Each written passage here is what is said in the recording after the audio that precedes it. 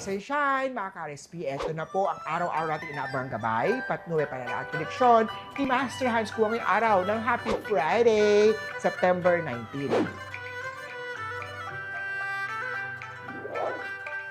Simulan natin sa mga pinanganak ng Year of the Rat. Ikaw ay ang unang kumilos kung gusto mong maayos ang tampuhan.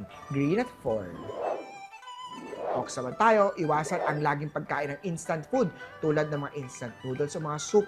Siguraduhin magluto ng masustansyang pagkain. Gold at 7. Tiger naman tayo, may kailangan habulin na deadline.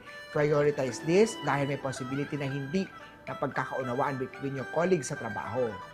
Lucky color ay white at 6. Kay rabbit naman tayo, choose to be silent, observant at professional sa trabaho. Huwag basta maniwala sa mga narinig o sabi-sabi lang. Blue at 2. Drago naman tayo, may good news tungkol sa nag-aantay na investment sa'yo. Purple at 9. Kay snake naman tayo, iwasan ang pagkain ng sobrang tamis. Iwasan din ang pag-inom ng soft drinks. 5 at yellow.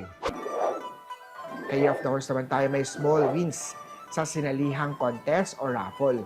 Kung ikaw naman ay nasa customer service industry, may possible na matanggap na malaki at surprise na tip.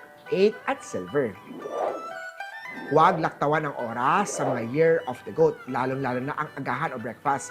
Sabi nga nila, breakfast is the most important meal of the day. Orange at 5. Kay Monkey naman tayo, may income na galing sa talent na hindi inaasahan. Gray at 4. Rooster naman tayo, wrong timing lang ngayon ang mga tamang oras upang bumati sa loved ones. 1 at green.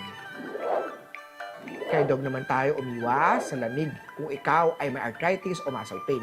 Red at 6. At kay of the pig naman, mainam ang araw na to para mag-top up ng saving goals mo. Something purple ang OOTD, number 9 naman ang swerte. Laging tatandaan na ito po'y gabay lamang, paalala, prediksyon, wala kay Master Hans Kuwa. Nasa inyong magiging hands-on nakasalalay ang inyong tagumpay. Kaya always be positive at i-claim ang mga swerte, mga ka-RSP. Ako po, si Master Hans Kuwa para sa Rise and Shine Pilipinas.